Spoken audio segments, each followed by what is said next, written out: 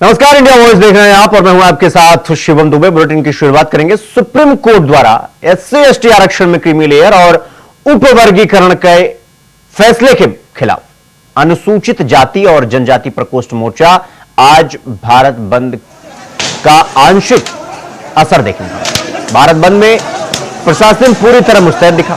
Creamy layer के आरक्षण पर सुप्रीम कोर्ट के फैसले के खिलाफ कई दलित और आदिवासी संगठनों ने भारत बंद बुलाया। गुजरात के आदिवासी और दलित बाहुल इलाके में भारत बंद का असर देखने को मिला। इंदौर में भारत बंद बेअसर रहा तो भारत बंद का सबसे ज्यादा जो असर था वो बिहार में देखा। पटना में बंद समर्थक सड़कों पर उतर आए और विरोध प्रदर्शन करने लगे। प्रदर्शनकारी बैरिकेड तोड़कर आगे बढ़ने की कोशिश की प्रदर्शनकारियों ने, जिसके बाद पुलिस ने लाठीचार्ज कर भीड़ को तितर बितर किया। अलवर में भी भारत बंद का असर देखा गया। झारखंड मुक्ति मोर्चा के समर्थन के साथ अनुसूचित जाति और जनजाति संगठनों ने बाजारों को बंद कराया।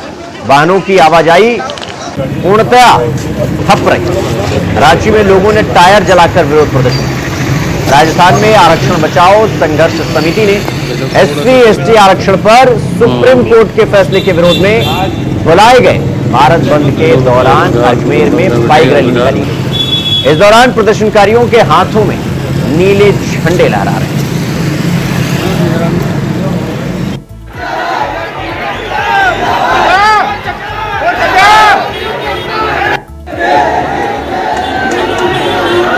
तो सुप्रीम कोर्ट के फैसले के विरोध में प्रदर्शन, ये तस्वीरें हम आपको दिखाएं।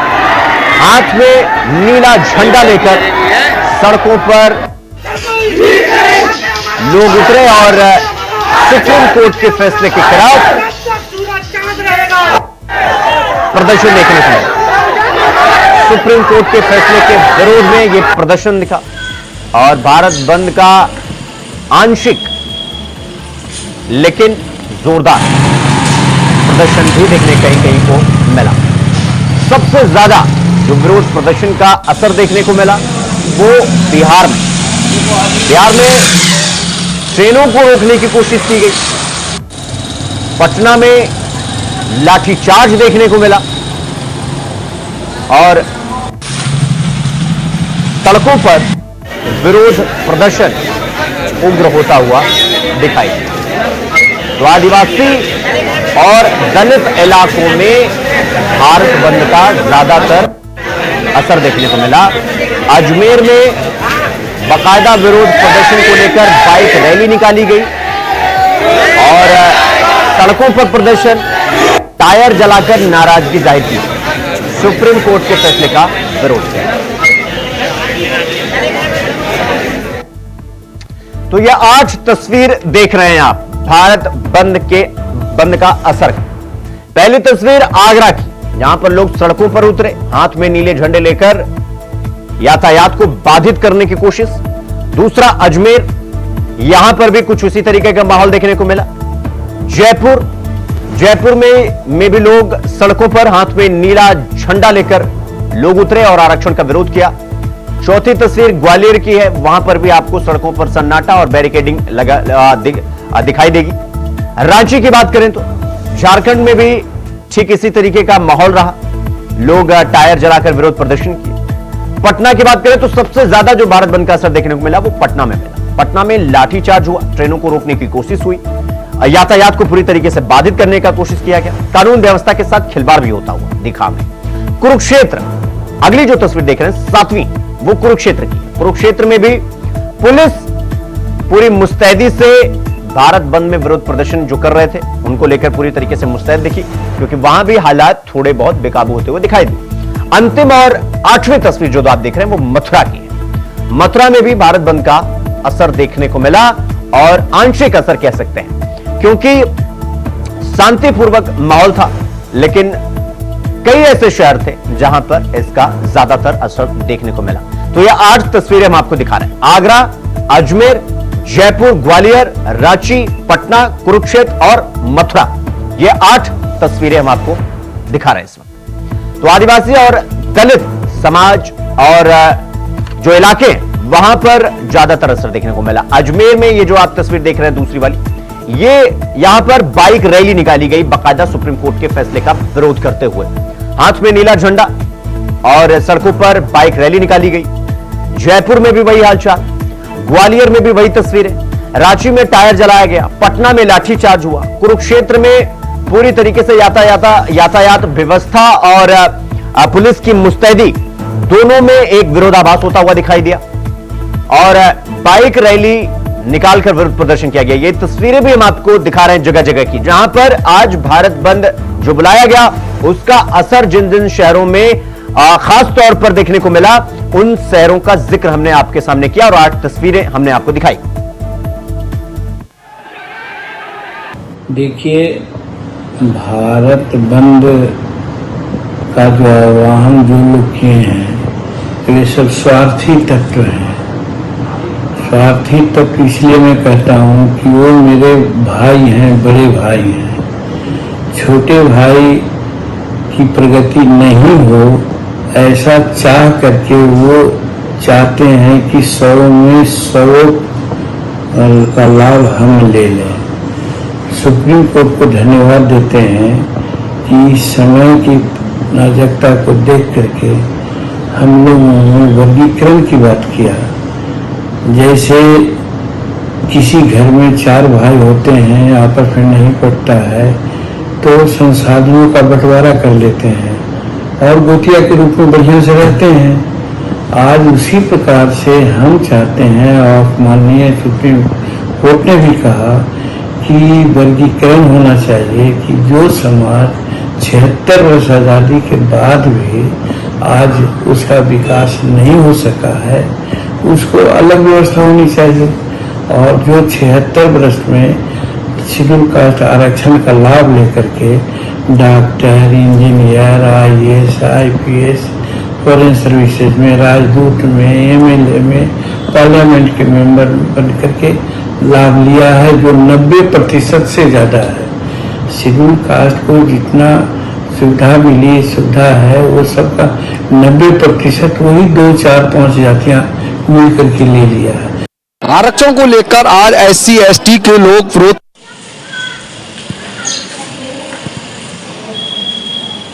और दलित इलाकों में असर देखने को मिला। तो अजमेर में बाइक रैली निकाली गई और 8 तस्वीरों के माध्यम से, अलग अलग शहरों की तस्वीरों के माध्यम से हमने आपको भारत बंद ऐलान का क्या तस्वीर रहा, क्या हालचाल रहा सड़कों पर, उसकी तस्वीर दिखाई। आरक्षण को लेकर आज SC ST के लोग विरोध प्रदर्शन कर रहे हैं। जिला मुख्यालय पर बड़ी संख्या में आज SC ST के लोग आए हैं। यहाँ पर बड़ी संख्या में पुलिस फोर्स भी तैनात है। हम यहाँ पर कुछ लोगों से बात करते हैं और जानते हैं क्या कहें जो हमसे टकराएगा जी। मांगे हैं? हमारी मांगे है कि हमारा आरक्षण जिस तरह से हमें संविधान में दिया गया था, हमें एज इट इज रहना चाहिए। संविधान में आरक्षण से छेड़छाड़ हमें बर्दाश्त नहीं है। अभी हमें आरक्षण मिले कितना दिन हुआ है, आप पूरा बैकलॉग भर नहीं पाते हो, लिख देते हो कैपेबल नहीं है और दूसरी तरफ कह रहे हो कि हम क्रीमी लेयर में आ गए हैं। तुम्हारा 8 लाख कमाने वाला गरीब होता है, हमारा 1 लाख एक बार नौकरी मिलने वाला अमीर हो गया।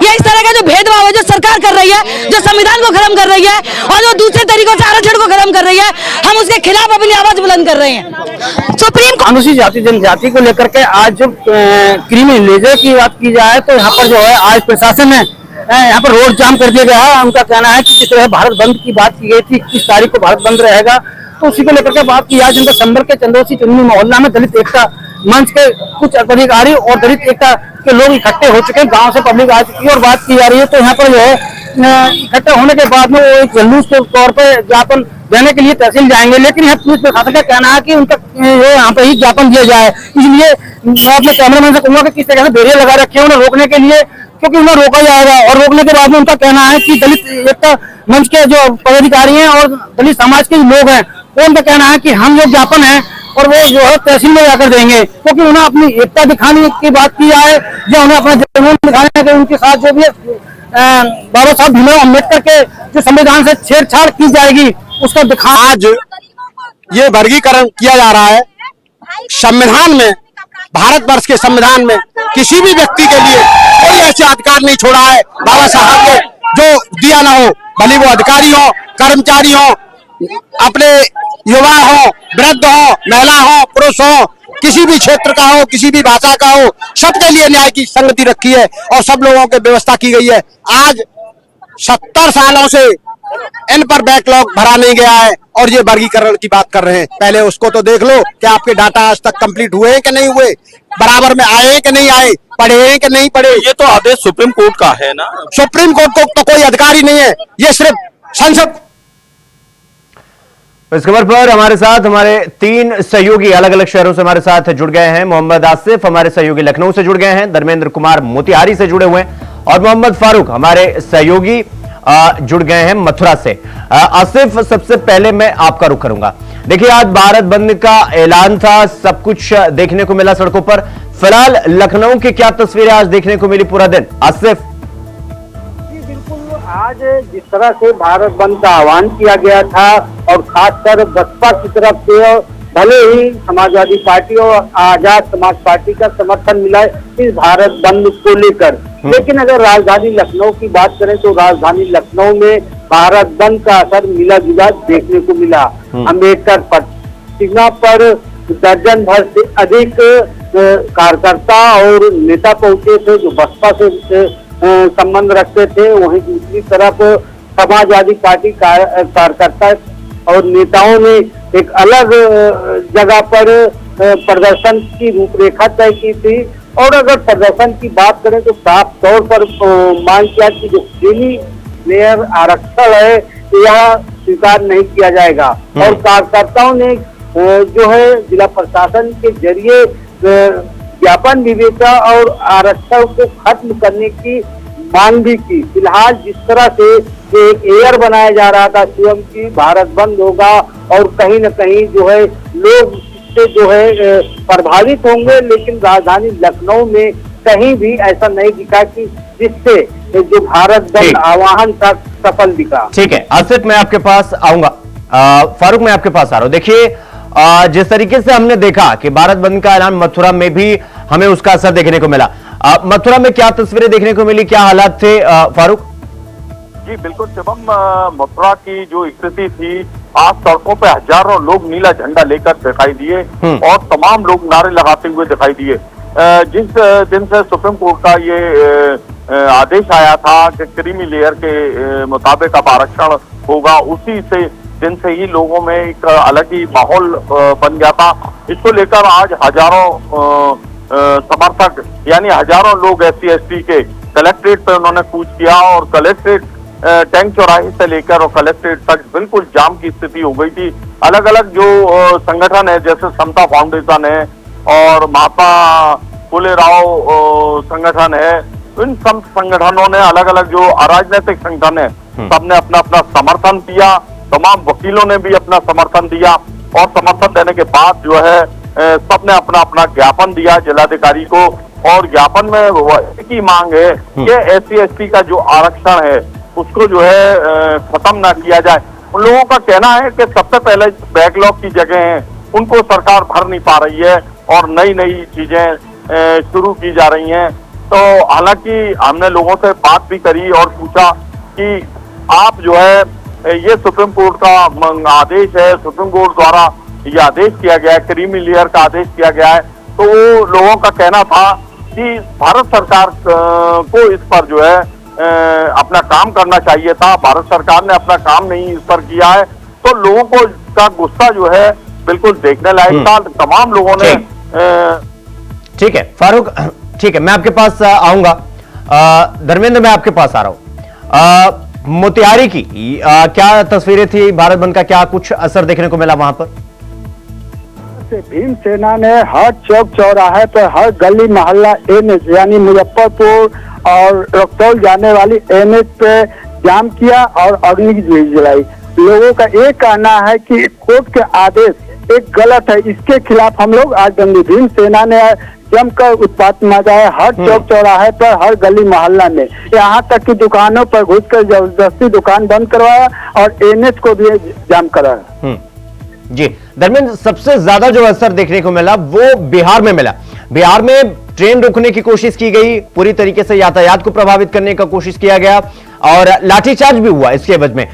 इसको लेकर क्या तस्वीरें वहां पर देखने को मिली? अब क्या हालात वहां पर काबू में हैं या अभी भी जो स्थिति है अब वो आउट ऑफ कंट्रोल दिखाई देती हुई दिख रही है? ऐसे मोतिहारी में सब क्रांति को सुबह का ट्रेन को रोका गया था, लेकिन कुछ देर के लिए उसके बाद स्टेशन मास्टर और स्टेशन के अधिकारी समझा बुझाकर के सब क्रांति को छोड़ा गया। लेकिन कहीं कहीं अभी लग रहा है कि ट्रेनों को बंद कर दिया गया और लोगों को उत्पात न लगाया गया भीमसेना द्वारा। ठीक है, ठीक है। धर्मेंद्र, मैं आपके पास आऊंगा। आसिफ, मैं आपके पास आ रहा हूं। देखिए, जिस तरीके से सुप्रीम कोर्ट का फैसला आता है आसिफ, और उसके बाद भारत बंद का ऐलान किया जाता है, कि आह्वान किया जाता है कि भाई पूरा देशव्यापी तौर पर प्रदर्शन देखने को मिलेगा। मेरा सवाल यह है कि आसिफ, अब आगे क्या होगा? अगला स्टेप सरकार उठाएगी या क्या कुछ होगा? क्योंकि ये प्रदर्शन तो थमने का नाम नहीं ले रहा है। जी बिल्कुल सीएम, जिस तरह से आज अगर बात करें यूपी की, तो यूपी के हर शहर में बसपा और कई संगठनों के जरिए SC/ST यानी कि आरक्षण में क्रीमी लेयर का विरोध किया गया। और यह भी कहा गया कि जिस तरह से सुप्रीम कोर्ट की तरफ से यह फैसला आया है, इसको वह सच्चाई नहीं मानेंगे। और साथ ही साथ यह भी आरोप लगाया गया कि कहीं न कहीं केंद्र सरकार क्रीमी लेयर आरक्षण के जरिए हकमारी का काम करेगी दलित और आदिवासी वर्ग के लोगों के साथ। तो जिस तरह से जो रणनीति आज जिस तरह से दिखी, चाहे राजधानी लखनऊ की बात करें या फिर हाथरस में, कहीं न कहीं यह आंदोलन काफी सफल दिखा। लेकिन जो सुल्तानपुर, अमेठी और कुछ ऐसे जिले हैं जहां पर मिला जुला असर दिखा और कई संगठनों के लोगों ने क्रीमी लेयर आरक्षण के विरोध में जिलाधिकारी के माध्यम से ज्ञापन भी भेजा और साथ ही साथ सेल्फ टिप्पणी भी की और यह कहा कि जो भी नीला है वह उसे सच्चाई नहीं मानेंगे और आने वाले दिनों में जब तक सरकार आरक्षण संशोधन बिल नहीं लाती है तब तक उनका प्रदर्शन जारी रहेगा, समय समय पर प्रदर्शन किया जाता रहेगा। ठीक है आसिफ, आप हमारे साथ बने रहिएगा। और बाकी मोहम्मद फारूक और धर्मेंद्र, आप दोनों का बहुत बहुत धन्यवाद हमसे जुड़ने के लिए और इस खबर पर संपूर्ण जानकारी पूरे दिन भर की हमारे साथ साझा करने के लिए। तो सुप्रीम कोर्ट के फैसले के विरोध में यह प्रदर्शन देखने को मिला और देश के तमाम शहरों में भारत बंद का जो आह्वान किया गया था, ऐलान किया गया था, उसका असर भी देखने को मिला। रुकेंगे एक छोटे से ब्रेक के लिए, खबरों का सिलसिला जारी है, फौरन लौट रहे हैं। ब्रेक के बाद एक बार फिर आप सबका स्वागत है मेरे साथ। रुक करेंगे अगली और बड़ी खबर की ओर। अगली खबर लखनऊ से है, जहां सीएम आवास पर बड़ी बैठक शुरू हो गई है। कामकाज और आपसी समन्वय को लेकर चर्चा हो रही है। यूपी के विकास और चुनाव की तैयारी पर चर्चा। डिप्टी सीएम के साथ संघ के बड़े बड़े अधिकारी इस बैठक में मौजूद हैं। साथ ही बीजेपी के प्रदेश अध्यक्ष, संगठन महामंत्री भी इस बैठक में शामिल हैं। तो ये बड़ी खबर हम आपको बता रहे हैं इस वक्त के लखनऊ से, जहां पर मुख्यमंत्री आवास पर बड़ी बैठक जो कि शुरू हो चुकी है, कामकाज और आपसी समन्वय को लेकर चर्चा की जा रही है। यूपी के विकास और चुनाव की तैयारी पर भी चर्चा हो रही है। डिप्टी सीएम के साथ संघ के बड़े बड़े अधिकारी और पदाधिकारी मौजूद हैं। बीजेपी के प्रदेश अध्यक्ष, संगठन महामंत्री भी शामिल हैं। तो ये बड़ी खबर हम आपको बता रहे हैं। तो कामकाज और आपसी समन्वय को लेकर चर्चा की जा रही है। डिप्टी सीएम के साथ संघ के बड़े बड़े पदाधिकारी मौजूद हैं। तो कामकाज और आपसी समन्वय को लेकर इस बैठक में चर्चा की जा रही है। बीजेपी के प्रदेश अध्यक्ष, संगठन महामंत्री, पदाधिकारी और डिप्टी सीएम भी इस बैठक में मौजूद हैं। हमारे सहयोगी मोहम्मद आसिफ हमारे साथ लखनऊ से लगातार बने हुए हैं। आसिफ, मुख्यमंत्री आवास पर ये जो बैठक चल रही है, एक तो इसमें कौन कौन से नेता शामिल हैं, दूसरा इस बैठक से क्या कुछ सामने निकल कर आने वाला है, क्या जानकारी, क्या अपडेट आपके पास इस बैठक को लेकर? आसिफ जी बिल्कुल सीएम, आज यूपी सीएम योगी आदित्यनाथ ने एक अहम और बड़ी बैठक बुलाई है अपने आवास पर, जिसमें बीजेपी प्रदेश अध्यक्ष, साथ ही साथ डिप्टी सीएम और कई मंत्रियों के साथ साथ आरएसएस के पदाधिकारी मौजूद हैं। और इस बैठक को लेकर यह कहा जा रहा है कि जिस तरह से उपचुनाव होने हैं यूपी में और यूपी में होने वाले चुनाव को लेकर जिस तरह से यूपी सीएम योगी आदित्यनाथ ने कमान हाथ में ली है जो ऐसी स्थिति है जहां पर वह खुद जो है मॉनिटरिंग कर रहे हैं और उसकी जिस तरह से सामान हाथों में जुटाने के लिए है, और साथ ही साथ 30 ऐसे मंत्रियों की जो टीम बनाई गई है कि सभी 10 सीटों पर बीजेपी का परचम लहराया जा सके। लेकिन वहीं दूसरी तरफ जो बैठक चल रही है इस चुनाव के पहले, कहीं न कहीं बीजेपी के अंदर मतभेद और रार भी सामने आए थे, जिसका विपक्ष ने सवाल भी वही था कि जिस तरीके से भारतीय जनता पार्टी के शीर्ष जो नेता हैं उत्तर प्रदेश में, चाहे वो मुख्यमंत्री वर्सेस उप मुख्यमंत्री की बात की जाए, वो भी हमें मनमुटाव और मनभेद सब कुछ हमें होता हुआ दिखाई दिया। कि मेरा यही सवाल था कि क्या इसको लेकर भी बैठक, और दूसरा आगामी विधानसभा उपचुनाव को लेकर भी, रणनीति को लेकर या सीट बंटवारे को लेकर, प्रत्याशियों के नामों का ऐलान को लेकर भी चर्चा हो सकती है या हमें देखने को मिल सकता है? जी बिल्कुल शिवम, जो आज की बैठक है उसमें आरएसएस के बड़े पदाधिकारी भी मौजूद हैं, डिप्टी सीएम भी मौजूद हैं और साथ ही साथ प्रदेश अध्यक्ष भी मौजूद हैं। और इस बैठक का लब्बोल हुआ गया है कि जिस तरह से यूपी में 10 सीटों पर चुनाव होने हैं, उसके उस पर तो किस प्रत्याशी को उतारा जाए, क्योंकि अब प्रत्याशियों का चयन भी विपक्षी दल कर चुके हैं करीब करीब। अब बीजेपी में कौन किस सीट पर चुनाव लड़ेगा और सीट शेयरिंग को लेकर जिस तरह से निषाद पार्टी ओम प्रकाश राजभर आरएलडी लगातार बीजेपी पर प्रेशर डालने का काम कर रही, इस पर भी मंथन किया जाएगा। और साथ ही साथ जो लोग नाराज हैं, जो मंत्री नाराज हैं, उन्हें मनाने की कोशिश की जाएगी इस बैठक के जरिए। और साथ ही साथ एक अहम रणनीति बनाई जाएगी कि आसिफ, अब चूंकि इस बैठक में आरएसएस भी इन्वॉल्व है, तो जाहिर सी बात है कि जिन प्रत्याशियों के नामों का ऐलान होगा वो बहुत सोच समझ कर किया जाएगा, क्योंकि लोकसभा चुनाव में हमने देखा कि प्रत्याशी पैराशूट लैंडिंग करवाई गई और उसका भुगतान देखने को मिला। तो क्या अब उन नामों पर बहुत सोच विचार कर ऐलान होगा? और ये दूसरा, ये बैठक कितना लंबा चलने वाला है अभी आसिफ?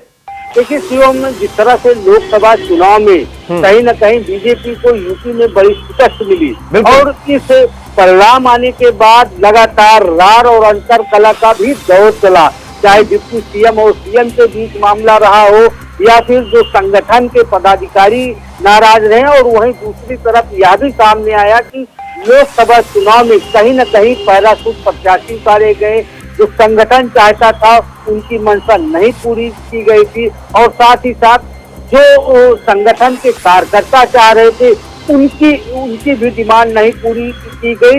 ऐसे में जिस तरह से लोकसभा चुनाव में यह मनमानी चली, इसका खामियाजा कहीं न कहीं लोकसभा चुनाव में बीजेपी को झेलना पड़ा।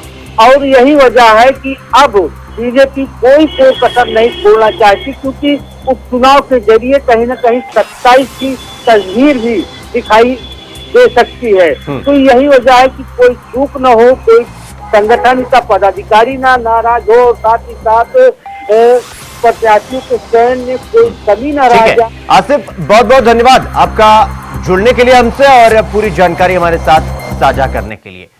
तो मुख्यमंत्री आवास पर बैठक चल रही है, आपसी कार्य और समन्वय को लेकर बैठक चल रही है। अब इस बैठक के खत्म होने के बाद पता चल पाएगा इस बैठक में क्या कुछ सामने निकल कर आया। तो बुलेटिन में फिलहाल अभी के लिए बस इतना ही। देश और दुनिया की तमाम बड़ी खबरों को देखने के लिए देखते रहिए इंडिया वॉइस। नमस्कार।